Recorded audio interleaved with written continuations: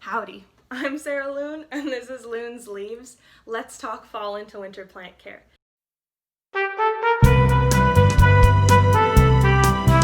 It is not blatantly obvious by all the plants around me and my shirt, I am quite the plant enthusiast. However, that does not make me a biologist, a botanist. I don't even work at a greenhouse, so please take what I have to say with a grain of salt. I've learned these tips from many others before me, books, YouTube, things like that, and they have really helped over the past few years from fall going into winter. So a few things that you're going to want to consider for your plants during that time are humidity levels in your home, drafts, and possibly the addition of heating mats, grow lights, supplementing that light that we're not getting in the wintertime, trimming off any dead growth to promote new growth, and refraining from fertilization. I know that last one sounds kind of weird, but I'll explain to you why it's important to not fertilize your plants during this transitional time and refraining from it in the wintertime as well. So first things first, let's talk humidity in your home. Now, one of the ways that I like to add humidity quickly into my home is by use of a humidifier. Now, I just turned this on and the humidity pretty much instantaneously came out of the machine. This one is also quite small and compact. It's not as much of an eyesore as some other humidifiers can be if you're into aesthetics. And I just find that it's really helped my plants a lot during that transitional time from fall into winter. It also has this nozzle at the top of it that you can turn and direct the humidity where you please. So I find this helpful if I'm traveling or if we're getting into the deeper months of winter. I can group a lot of my plants together and then they can all benefit from this small humidifier. I have two in my home and I'll insert some footage of my second humidifier as well if you're interested. That one can be found a little bit easier. I bought this one online.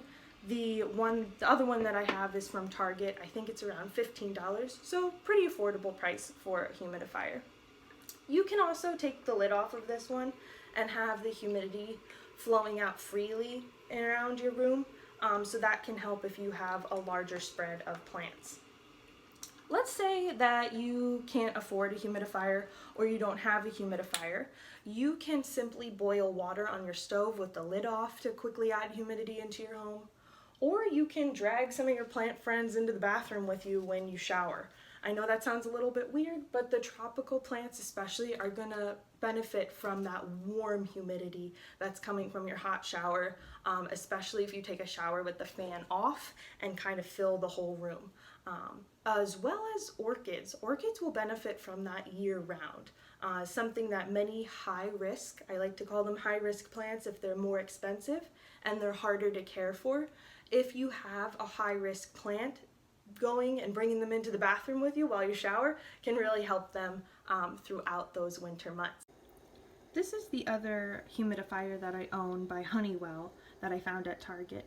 And you can see the humidity that's coming out isn't as strong as the humidity that comes out of our smaller one that's placed right next to this syngonium here. Make sure that your plants aren't actually touching your humidifier. So I should probably back this up a little bit just for safety.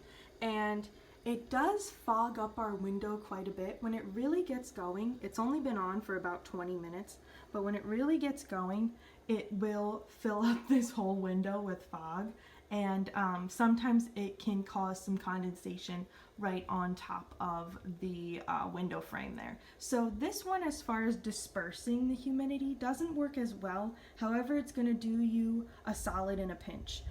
So it does have a nozzle where you can slightly control how much is coming out, going lower or higher, and it's a little bit louder, so it's going to make a little bit more of noise than the other one. This one, however, is large enough for me to put one of the humidity or humidifier cleaning fish inside the tank, and that's really going to help keep the cleaning down for you as well as a consumer. If you're really worried about humidity levels in your home too, you can also pick up this. This is like a humidity reading gauge. They're around $9 to $12. The price was not listed there. That is not the price. Those were prices for other things. And they can help you with humidity levels in your home if you're unsure of how much your plants might need.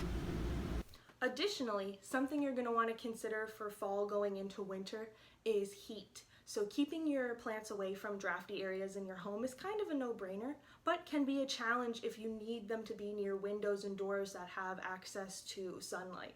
So something that many plant people have done is addition of a heating mat for your plants. So a heating mat will sit underneath your plants and heat it from below to keep it at a temperature that's more suitable for that plant. A lot of them have thermometers that you can adjust and timers as well. Now these heating mats are made specifically for plants.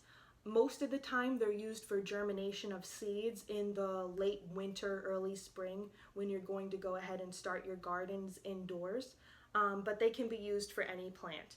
You are not going to want to go with a heating mat or heating pad that's used for any sort of muscle or back soreness, or a heated blanket of any type, because they're not going to be safe for use underneath your plants and they are not waterproof. So something like a heating mat made for plants is going to be your best bet if you need to supplement with that extra heat. Something else that you're also going to want to consider during the fall going into winter is trimming off any dead, dying, damaged, or sickly looking growth on your plants, so that way it can focus all of its energy in producing new growth for the springtime, or slightly new growth in the winter, like this pilea here. Most plants go into a dormancy period or a slower growing period in the wintertime because they're reserving that energy for the spring and producing new growth. However, there are a few plants out there that are going to push out some new growth. I know my Monstera pushes out new growth, it seems like every week, but most plants, especially Alocasia, like this Alocasia frydek here, that is a new purchase, are going to push out very little growth in the wintertime, if any at all. In fact, this leaf that has kind of transitioned here for a couple days is looking a little worse for wear and might get trimmed before the winter season, just so that way this Alocasia can focus on pushing out new growth, like this new leaf here, and it looks like it has a couple little things popping up down the bottom. On my snake plant, there's this area that kind of sags down, unlike the rest of the plant, and this leaf is a little bit damaged. Now, aesthetically, I don't find a problem with this. In fact, I have had it for months now and have yet to trim this off.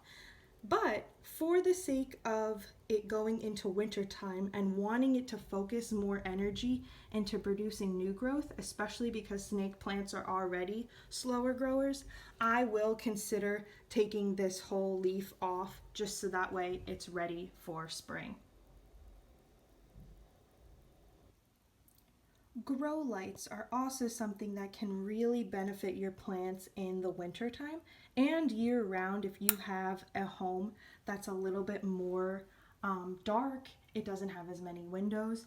I just have this single grow bulb in this lamp here. It will screw into any standard size lamp, and it just helps my plants during those winter months get that additional light. I only have one because I find that with our large windows in our home, I don't really need to have a lot of grow lights because we get enough sunlight even during the winter months. However, I have some more of these what I call high-risk plants, like I said before, that kind of worry me during the winter and are going to need additional light. So this Alocasia frydek will actually be going into the terrarium. I have some more plans for this terrarium that will go into a different video, but this is a grow light that has benefited my plants so far, and I've had no issue with it. Some people get strips of LED grow lights. You could also, if you're worried about your plants, just group them around a grow light in your home. You could, again, screw this into a standard size lamp and have a whole little field of plants right underneath, and then they will all benefit from that additional light. Another thing that I refrain from in the winter months is using any type of fertilizer. My favorite is this Alaska fish fertilizer. However, I don't use it in the wintertime because the plants do go into a dormancy and don't really need to have that little added push of food to bring it some extra energy because it's storing that energy for the springtime. Now, there are a couple exceptions to this rule, like Morimo food. I will continue to feed my Morimo balls that I have just because they don't have any soil that's bringing them nutrients, so they need that added nutrients from the Morimo food. Additionally, air plants also don't have soil that they can benefit from and pull nutrients from, so I will be feeding my air plants with some spray fertilizer as well throughout the winter months and continue to do that because they do not have that soil supplementation. Lastly, I will be feeding my Venus flytrap because one of the only ways it pulls nutrients is from carnivorous items like bloodworms or little flies, things like that. Editing Sarah here. I did not mean carnivorous items. The plant itself is carnivorous, therefore it requires protein-based foods like that were once living, like bloodworms, little flies, gnats, mosquitoes, things like that, in order to produce enough energy to grow. So I'm going to continue to feed my Venus flytrap because, once again, just like the air plants and the Morimo balls, they don't have the ability to pull from soil because they are pretty much rooted in sphagnum moss inside my terrarium. Thanks so much for watching, and feel free to DM me on Instagram with any plant care questions.